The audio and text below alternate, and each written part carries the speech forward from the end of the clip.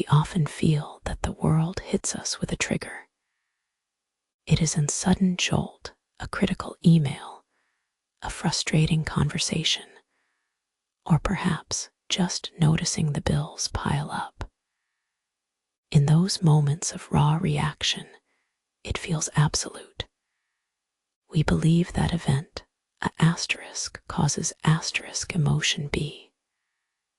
This relationship, this causality we assign to external happenings, seems unbreakable, like gravity. We think if we can only remove the trigger, we will be free. But what if the problem is not the trigger at all? What if the trigger is merely a photograph, and the real source of distress lies in how we frame it? Consider that moment again. The sudden spike of heat, that feeling of indignation, or perhaps deep hurt. We look outward, pointing to the source of the pain, whether it was said carelessly by another person or simply dictated by circumstances beyond our will. And that external point seems to hold all the power, the keys to our internal peace. But ancient philosophy has offered a persistent, quiet counterargument. It suggests we are carrying the burden of assigning meaning to everything that happens around us. The world is neutral. It simply asterisk is asterisk. What colors the event, what gives it weight and emotional consequence, is only ever done by the judging mind within us. The thing itself does not contain anger nor sadness. Only our interpretation of the thing does. This shifts the locus of control entirely. If we are responsible for assigning meaning, if we are the ones who decide if a comment was malicious or just careless, then we hold an unimaginable amount of power. Our emotions become less like mandatory responses to external events and more like drafts of our own internal story. We can choose to write a different narrative. The journey away from feeling victimized by circumstance is deeply liberating, yet it requires us to stare directly at the uncomfortable truth that we have spent years treating the asterisk appearance asterisk of control as the same thing as actual control. We blame the traffic jam for our bad mood, or the canceled plan for our wasted energy.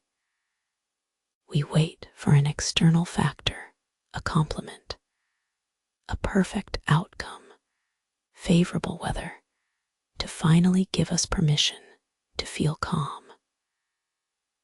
But true emotional freedom does not arrive with a clear sky. It arrives when we realize that even in the midst of the storm, the most critical decisions about our own mind belong only to us. The trigger point, therefore, is an illusion because it suggests the problem lies outside. It makes us think that if we just fix the environment, the relationship, the economy, the mood of others, we will be fine. The true work is identifying where your narrative takes its origin. When you feel that gut punch of anxiety about a future event, or that hot flush of resentment over a past interaction, pause and ask yourself this simple question: is the pain caused by what happened, or by the story I am telling myself about what happened? The trigger is just data. It is raw sensory input, a loud noise, an unexpected word, a difficult realization. The emotion, the overwhelming sadness, the sudden rage, is merely our mind's immediate, often faulty, hypothesis about that data. We are not puppets to circumstance. We possess the unique human capacity to pause before we react, to sit in the gap between the event and the emotional wave. This space, which feels almost non-existent when emotion hits us full force, is where philosophy lives. It is a workshop of judgment, and it is here that we begin learning how to unhook our deepest sense of self-worth from external validation or unfortunate outcomes. It is a subtle discipline. It requires acknowledging the powerful, seductive habit of blame, blaming the people, blaming fate, blaming timing. But by recognizing that the feeling itself is interpretive, you reclaim your inner sovereignty. You realize that even when life throws a mountain at your feet, you are still the one who must decide whether to see it as an insurmountable obstacle or simply as challenging terrain requiring persistence. This recognition that only your assessment determines your emotional state is the first great pillar of freedom we can ever build. It is easy to blame the world. When disappointment strikes, or when anger flares suddenly, our first instinct is always outward, to point at the delay, the criticism, the harsh words spoken by another person. We treat those external events as if they were active agents of suffering. But remember what we established before. These events are merely occurrences. They happen to us whether we are ready for them or not. The real journey inward begins when we stop looking outside ourselves for accountability and start mapping the emotional terrain within. We must become archaeologists of our own minds, digging through years of ingrained patterns to find where distress truly originates. Think of your emotional life as a circuit board, full of delicate wiring. Every experience, a missed deadline, an unexpected email, a perceived slight comes in as electrical current, and every time that current passes through you, it lights up certain circuits. Anxiety flares, resentment builds, or perhaps the sudden, sharp sting of shame. The problem is not the voltage coming in. The problem lies in how we have wired ourselves to respond to it. Our reaction patterns are deeply habituated, often forming rigid chains of cause and effect that feel absolutely inescapable. We think, if X happens, I must inevitably feel Y. These connections are so strong that they feel like immutable laws of physics, but they are nothing more than learned judgments. Mapping this tripwire means recognizing the invisible script playing out in your head. It is a dialogue you have with yourself, often without realizing it. When criticism lands on you, for example, the inner voice doesn't simply register, "I was criticized." Instead, the wiring immediately completes an emotional circuit that says, "This proves I am inadequate," or worse, "Nobody respects me." The event is neutral. The resulting narrative, that narrative of inadequacy, is where the pain takes root. This mental storytelling is what we must master. It is this habit of immediate judgment that serves as our primary trapdoor to suffering. We are trained by culture, by family expectations, and by a constant stream of digital comparison to assume that certain outcomes equate to certain feelings. We believe perfection equals worthiness. We believe delay equals failure. These are not facts written in stone. They are just deeply held assumptions, judgments that we treat as if they were the laws of nature itself. The wise person, therefore, learns to pause at the point where the event ends and the judgment begins. Consider a situation that causes you persistent discomfort, perhaps a relationship pattern, or maybe chronic stress from work demands. When the discomfort arrives, trace your thoughts back. What is the thought that immediately precedes the rush of emotion? It might be, "This must not happen," or "I should have reacted differently." These are commands to reality, self-imposed rules of how things ought to be. Stoic philosophy does not ask us merely to accept what happens. It asks us to scrutinize the legitimacy of our reactions to what happens.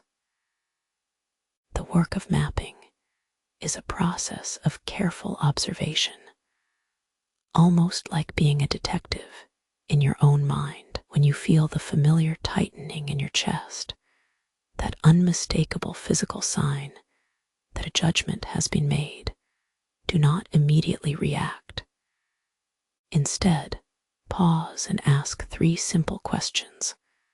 First, what was the external event? Objectively, what happened, stripped of all adjectives of blame or tragedy? Second, what is the story I am telling myself about this event? And third, is that story useful right now? This internal interrogation creates a critical distance. It reminds you that there is space between the stimulus and your response, a vast, liberating gap where choice resides. This realization, this structural gap, changes everything. It takes emotional agency out of the hands of circumstance. You are no longer simply the victim reacting to external forces. You become an active interpreter, a curator of your own mental landscape. The emotions themselves, anger, fear, despair, are powerful energies. Yes, but they only derive their force from the narrative we willingly feed them. If you starve the judgment, the corresponding emotion withers. The emotional tripwire is not located at the initial trigger.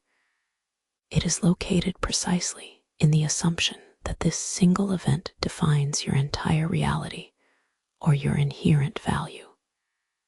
It whispers the lie, "Because of X, therefore I am bad."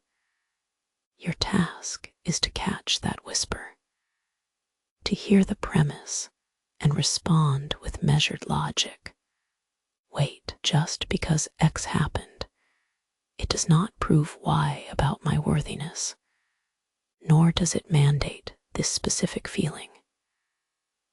This intellectual discipline, this practice of separating raw data from dramatic interpretation, is where true mental freedom is found. It begins with acknowledging that our inner lives are built upon constructed meaning, and that construction can always be revised. By seeing your emotional patterns not as inevitable destinies, but as deeply ingrained habits of judgment, you gain the power to rewrite them. The maze appears complex, filled with tempting dead ends of immediate feeling.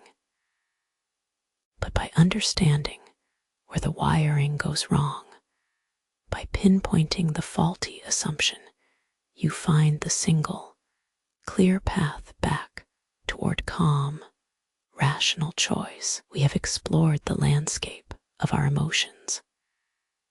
We learned that those sharp pangs of anger or deep sadness are not immediate reflections of external chaos, but rather echoes created by us within our own minds. The problem is rarely the traffic jam itself, nor the canceled dinner plans. No, the problem resides in the story we tell ourselves about those events. It's the judgment that says, "This shouldn't happen to me," or "This proves I am unimportant," and this gap, this space between what happens and how we decide to react, that is where our freedom lies. We have spent time mapping the patterns of our emotional lives. We've learned that the raw event, the traffic jam, the unexpected critique, the forgotten promise is not the villain.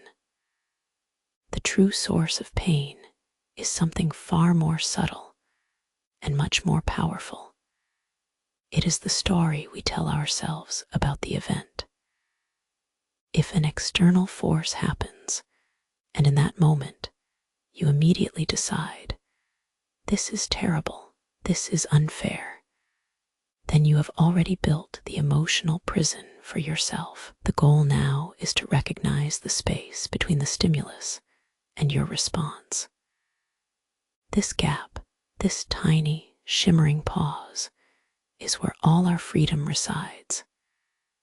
It is an inner sanctuary, a sovereign point that no external chaos can touch. Think of it like this.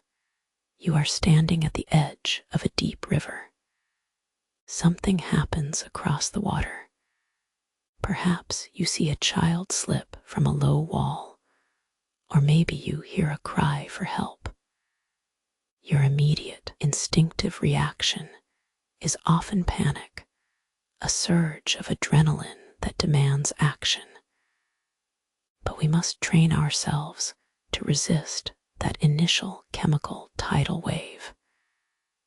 The training is simple, yet profoundly difficult. To insert the pause, to acknowledge the event without immediately agreeing with its narrative weight. This isn't about ignoring reality. It's about suspending judgment until you can look at reality clearly. When distress hits, when the gut clenches, and the mind races toward outrage or despair, your first act must be to mentally stop. Stop the thought chain. Physically, you might take a deep breath. Mentally, you might whisper, "Wait, there is time for a judgment." Pause. We have learned that the spark of our emotions is not lit by the events around us. They are fueled by something far more internal, a fire we choose to feed with judgment. We spent time identifying those automatic emotional tripwires.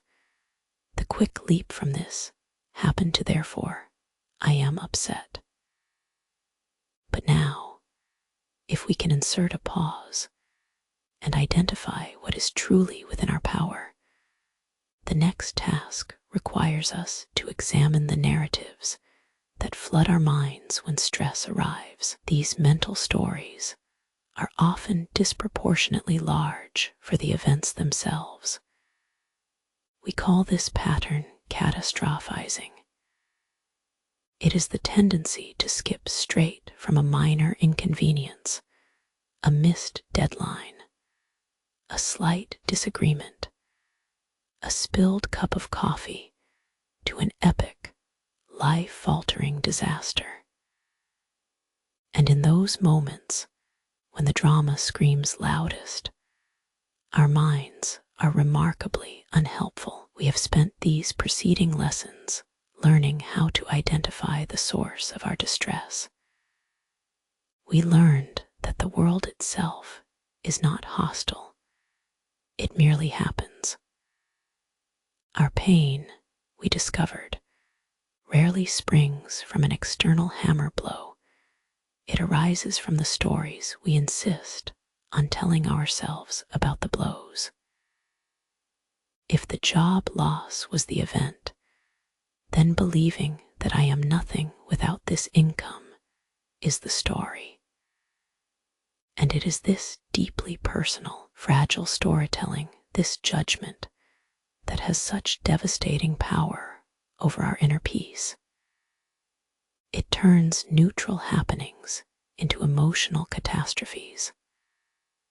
The goal of all the study has been profound freedom, the ability to exist in reality while remaining unbound by its outcomes.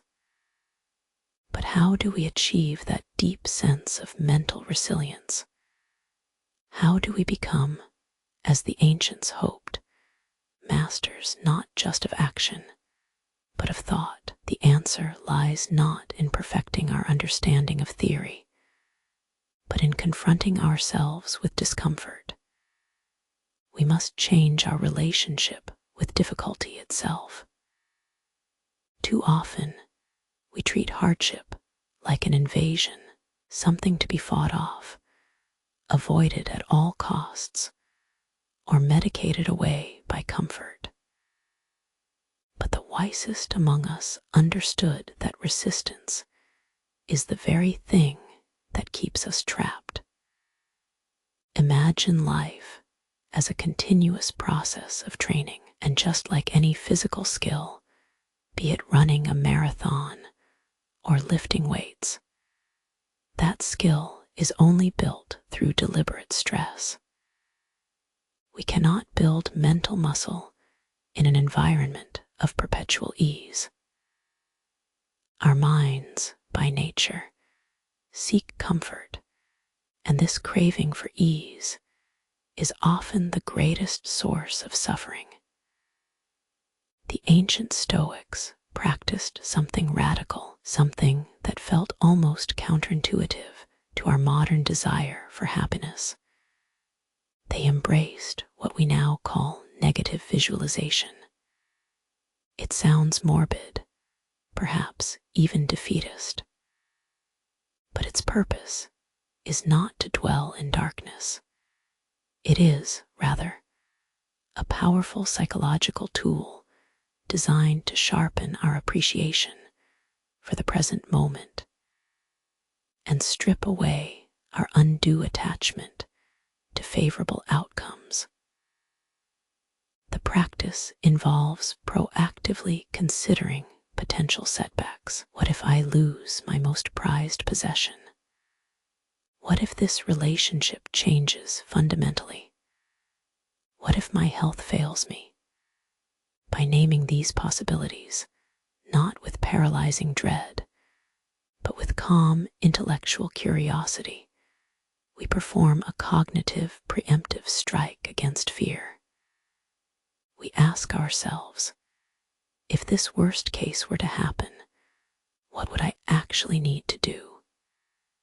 And more importantly, what parts of myself would remain untouched by the loss? This process forces us into radical self-reliance.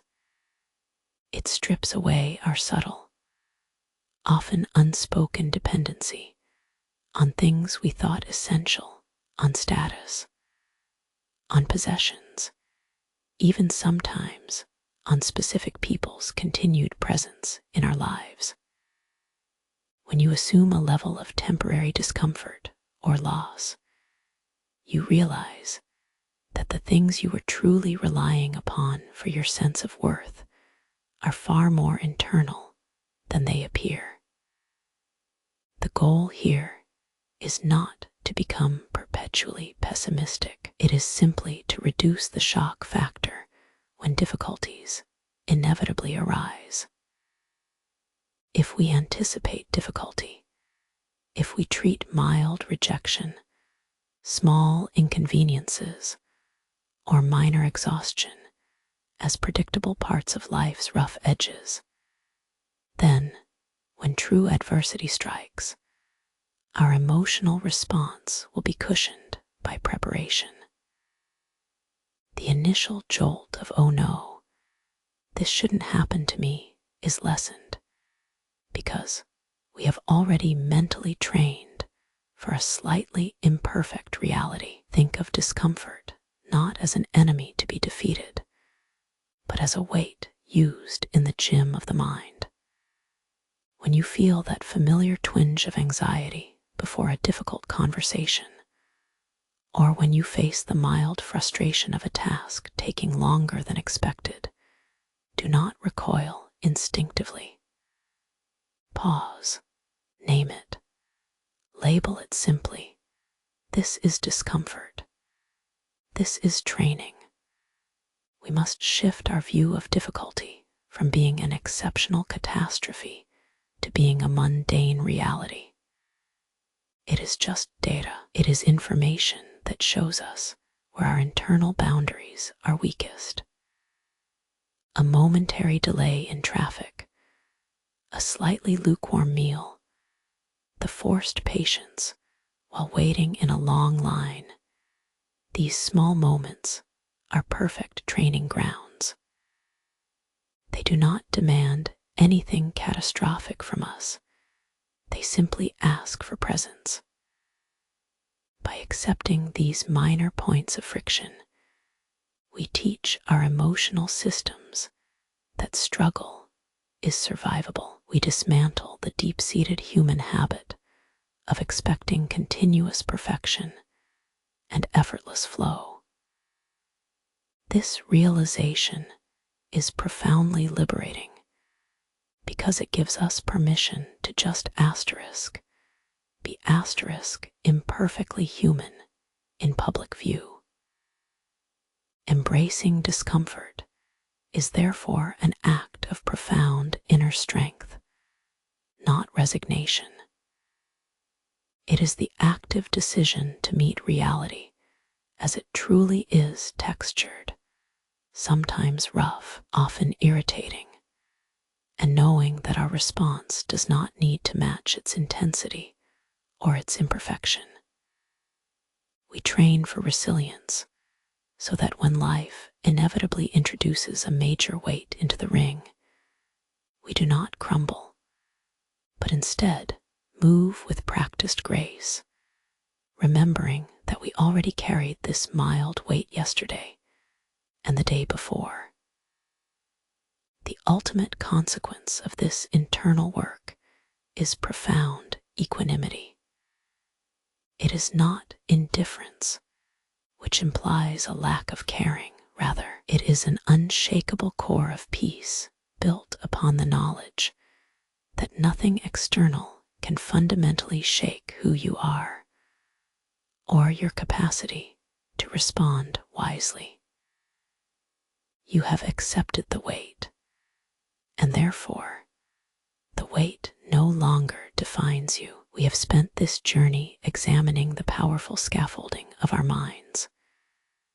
We learned that much of what we call distress is not a response to life itself, but rather a reaction to our own judgments about life. We found immense freedom in drawing that subtle gap between event and judgment. But let us be honest with ourselves for a moment. Philosophy is excellent at giving us tools, yet it does not always account for the sticky mess of being human. It feels deeply unnatural to simply think one's way out of feeling bad. The sheer work of self-control, of constantly monitoring our thoughts and questioning their premise, it takes enormous energy. Sometimes you make a mistake, you slip up, you respond with immediate frustration or perhaps a wave of unwarranted guilt. And when that happens, what is the natural response? To judge yourself harshly, to add another layer of judgment atop an already fragile emotional pile. This brings us to the self-compassion audit. This chapter demands that we change our relationship with failure. We must learn to treat our own minds not as machines of perfect reason, but as deeply fallible, working organs requiring patience and care. To achieve true mental freedom, we cannot afford to be merciless critics in our own skulls.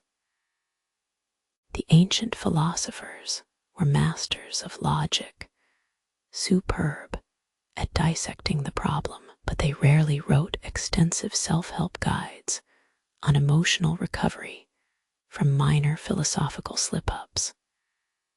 And frankly, we are more than just perfect reasoners. We are embodied beings who feel things wildly, intensely, and sometimes illogically. Think of it this way. When a friend struggles with something complex, you do not simply point out the flaws in their logic. You offer them kindness. You acknowledge the difficulty of the path they are walking. The self-compassion audit is us giving that same gentle grace to ourselves. It is recognizing that imperfection is not an enemy, but simply data, an unavoidable byproduct of living a complex life. We have spent so much time identifying what we can and cannot control. We have practiced the inner pause, but often, in the immediate aftermath of a mistake, our focus shifts immediately to blame, blaming external events, or worse, blaming ourselves for the lapse in discipline. When you catch yourself reacting poorly, when your temper flares up during a routine interaction, or when unwarranted anxiety grips you over something minor, the logical impulse is usually to condemn that outburst, to think, how could I be so thoughtless? How did I fail at this simple exercise? This cycle of condemnation is exhausting and unproductive. The audit asks us to interrupt that self-criticism loop. It tells us the feeling itself is not a moral failure. The mere fact that you experienced an emotion or made a flawed judgment call in the moment is simply evidence of being human. It means your inner life was active. It means you wrestled with complexity. Instead of asking, why did I fail? We must shift our focus to a more generative question. What was difficult for me right then? What unmet need was speaking through that frustration? We are looking not for definitive rules, but for patterns of vulnerability. Vulnerability is the precursor to learning, and it requires us to treat ourselves with the patience we would naturally offer a struggling student or a dear friend. This deep self-acceptance does not equate to resignation or giving up discipline. On the contrary, it provides the robust foundation from which genuine discipline can spring. If you accept yourself as flawed, then, when you inevitably stumble, and you will, you do not collapse into despair.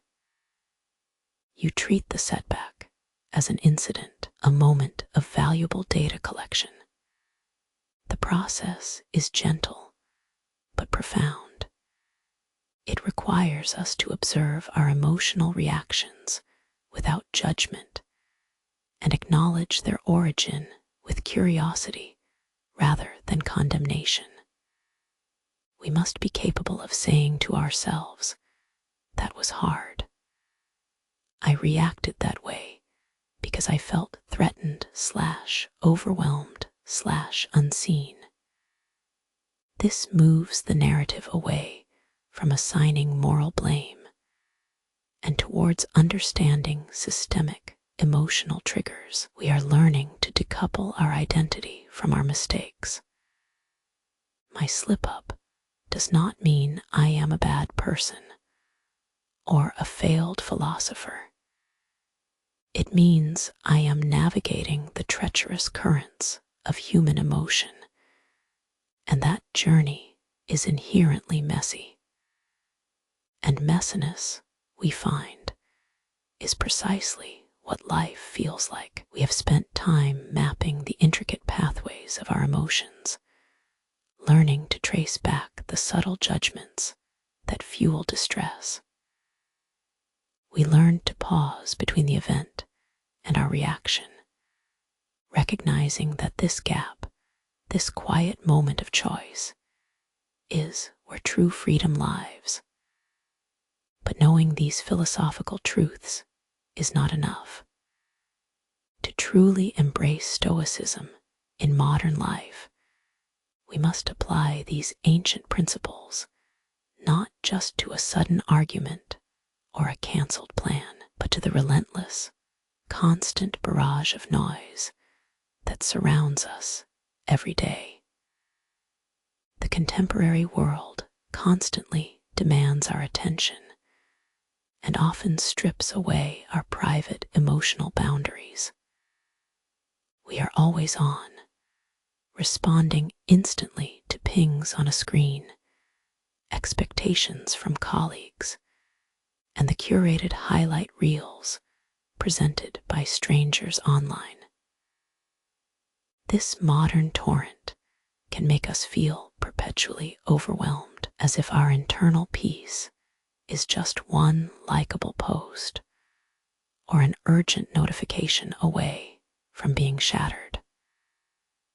Our immediate response becomes one of frantic reactivity, treating every external demand as an immediate crisis requiring immediate resolution. This constant state of alert leaves us exhausted and often deeply depleted. We mistake depletion for simply having too much to do, but perhaps we are actually experiencing a fundamental boundary collapse. The sacred space between self-respect and outside expectation has been compromised. This is where the conversation must shift from simply managing emotions to actively constructing internal and external boundaries.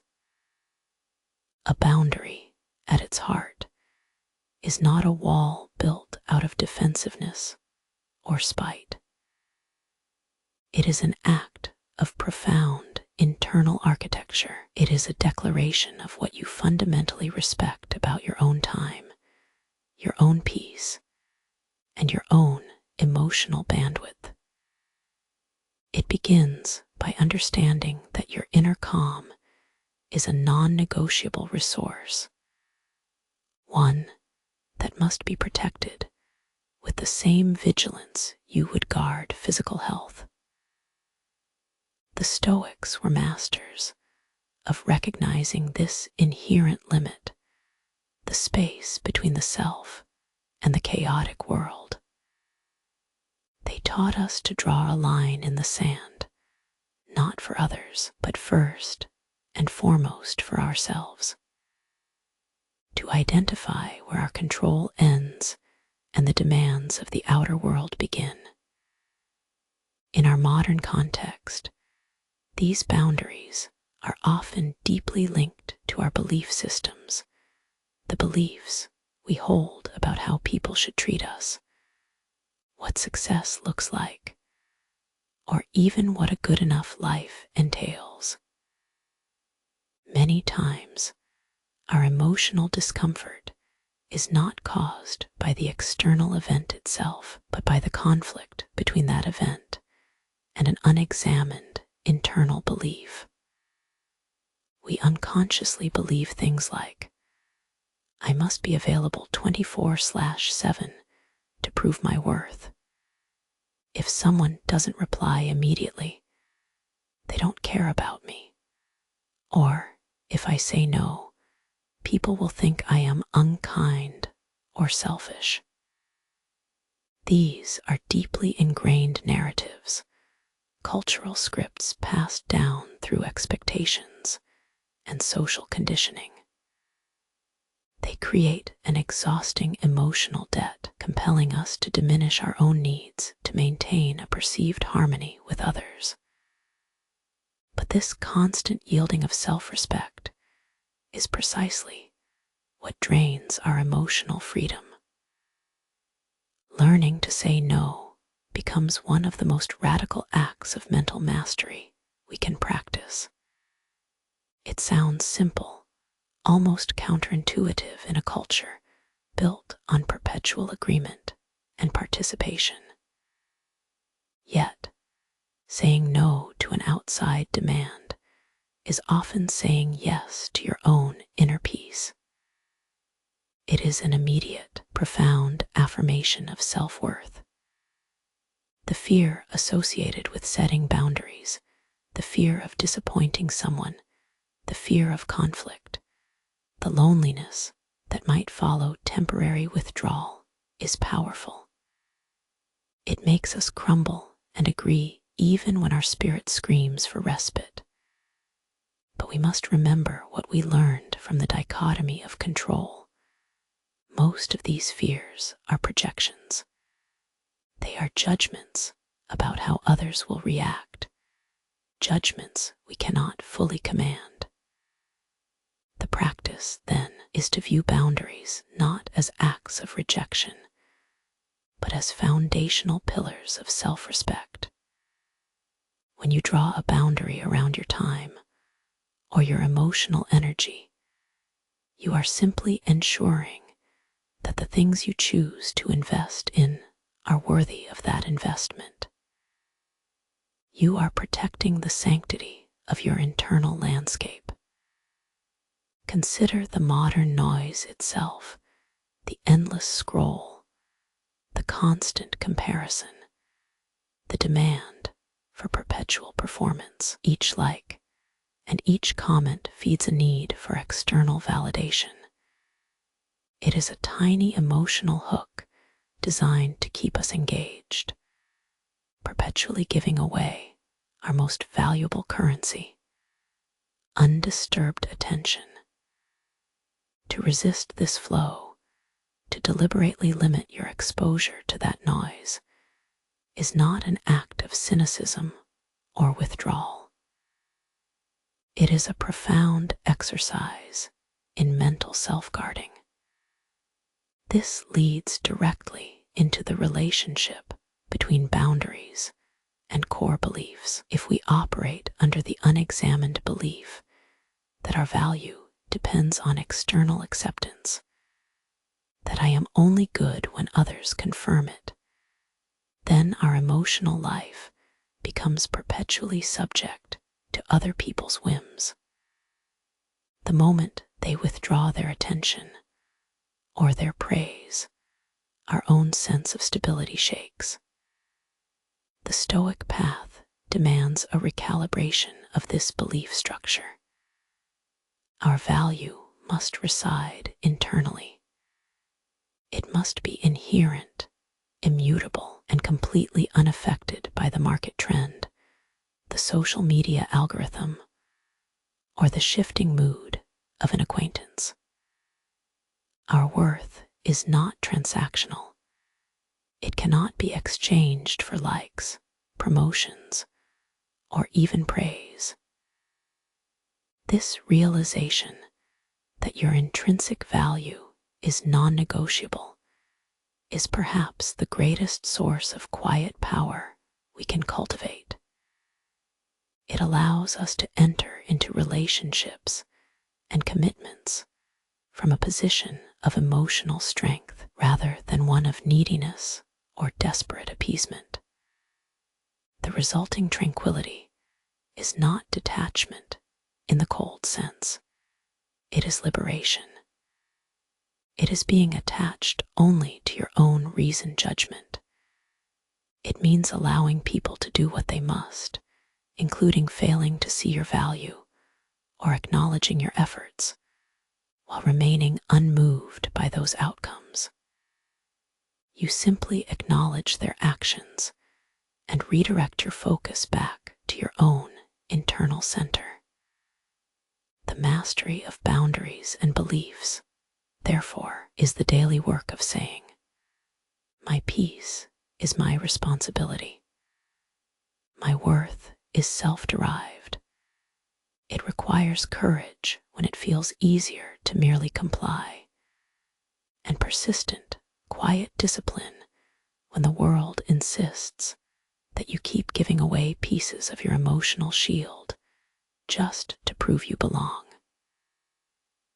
This internal revolution, this act of defining the sacred perimeter around your mindful self, is how we finally translate ancient philosophy into usable modern armor. It moves us from being reactive passengers in the current of collective expectation back to being the calm captains, charting our own unwavering course through life's magnificent and noisy chaos. We have learned to question the drama of our immediate reactions. We understood that anger is not caused by a faulty traffic light or a careless word, but by the narrative we construct around those events.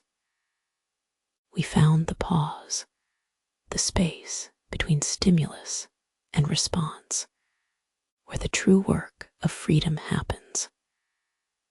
We even began to challenge the catastrophic stories we tell ourselves, realizing that most endings are far less dramatic than our imagination makes them. Now we arrive at a profound, gentle understanding, the relationship between self and other.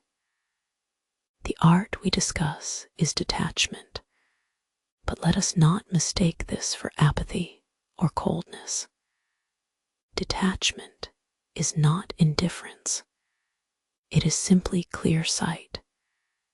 It is valuing what exists fully, the warmth of a moment, the laughter shared with a friend, without needing to own it forever, without letting the fear of its ending dictate our present joy. We are often bound by attachment. We attach ourselves to outcomes. We desperately wish for success, fearing the alternative more than anything else. We attach ourselves to people. We tie our sense of self-worth, our emotional stability, to another person's affection or continued presence. When these attachments threaten, they create pain that feels physical and absolute. It is a kind of psychological gravity, pulling us back into distress whenever the anchor line slackens. The wisdom here asks us to distinguish between deep care and desperate clinging. To truly love someone, we must learn not only how to give our best selves, but also how to accept their separate journey. That acceptance requires an act of mental letting go, a release not rooted in resignation, but in genuine strength. Imagine holding a magnificent shell. You cherish its beauty. You trace the delicate ridges with your finger. But deep down, there is always the faint anxiety that it might drop from your grasp, or that the tide will claim it entirely. That anxiety, that gripping fear of loss, is attachment in action. It is what makes us emotionally vulnerable. The goal of detachment is not to become unfeeling. It is to make our feelings resilient. It is to feel deeply the grief when something ends, the joy when something begins, but to recognize those emotions as temporary weather patterns passing through the boundless landscape of your internal self. They are visitors, lovely in their intensity, but not permanent residents. To practice this detachment, We must reorient our focus from possession to experience. We must learn to savor the journey itself. When you read a remarkable book, the joy is intense, and we want that feeling to last forever. But if we try to freeze that feeling, to cling to the asterisk state asterisk of having read it, we actually diminish its value in the moment. The magic was in the turning of the pages, the singular action of reading. The path forward requires courage, the willingness to accept impermanence as the fundamental law of existence.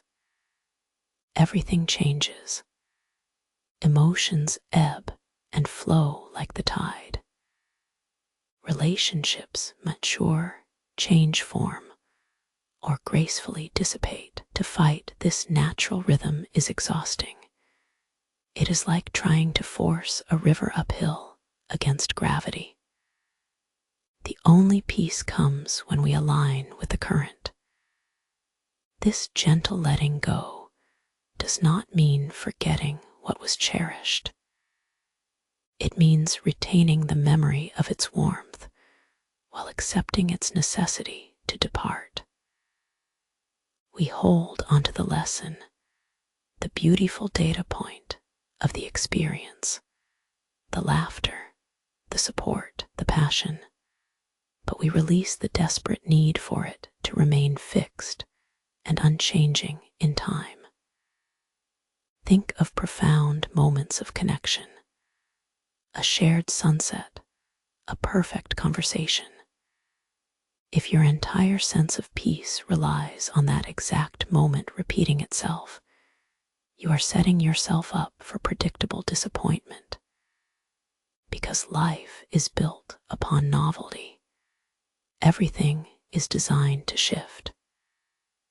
Detachment, therefore, becomes the practice of cultivating gratitude without expectation. It means thanking the world for what it gave, savoring its texture and depth, but refusing to build your entire sense of self on that gift, remaining indefinitely. It grants us a profound freedom, the ability to fully participate in life's great unfolding drama, the good and the difficult, without fear of the curtain falling. This art is subtle.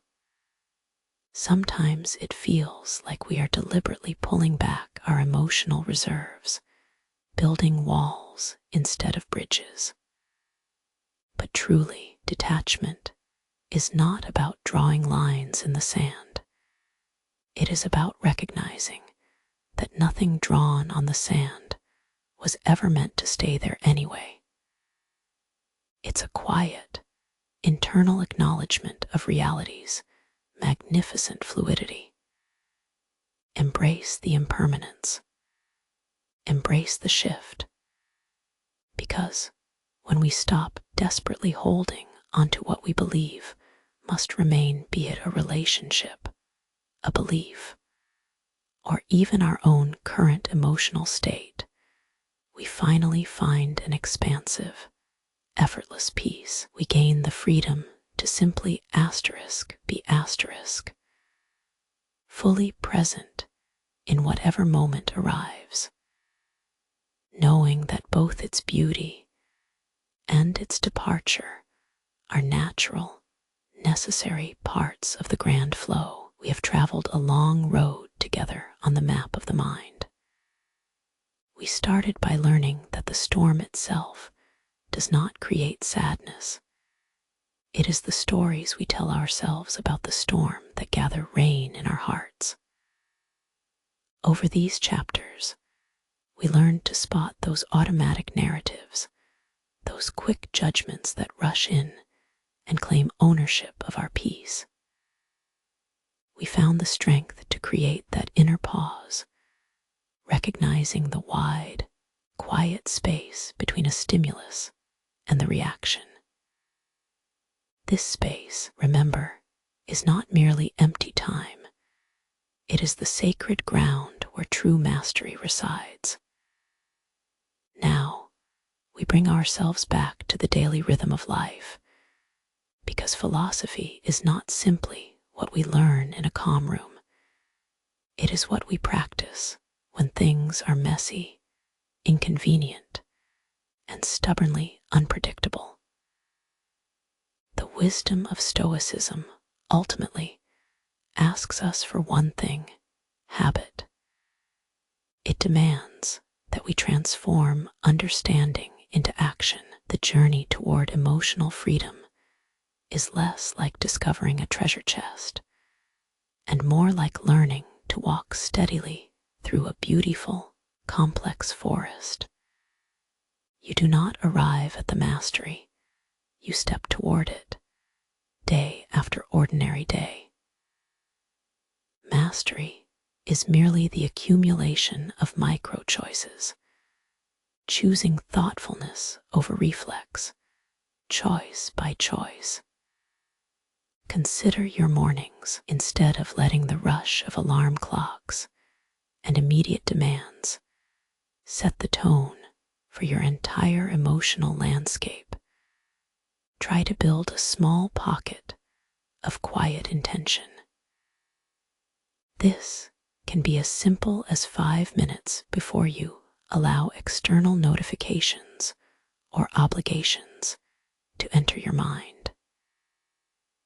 Use this time not to plan what must happen, but to reflect on what has already passed and what principles you choose to uphold today. Ask yourself, what judgments am I bringing with me into the world? Are they helpful? Are they necessary? The early morning reflection is a subtle act of defiance against unconscious reactivity. It is acknowledging that your emotional state in the moment is not dictated by outside forces, but guided by an internal commitment. It sets the operating system for your day, one rooted in self-authorship.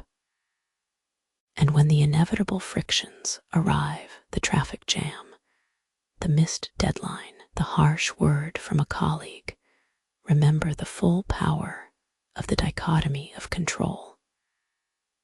Do not waste energy trying to change what is beyond your reach, whether it be another person's mood or the weather forecast. Instead, redirect that formidable focus inward.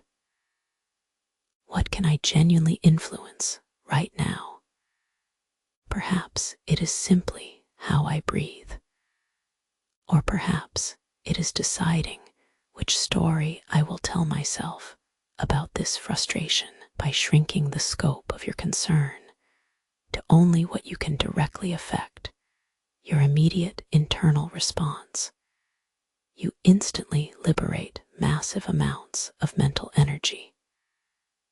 The practice we developed around negative visualization, premeditating minor discomforts, was not meant to induce pessimism, but preparation.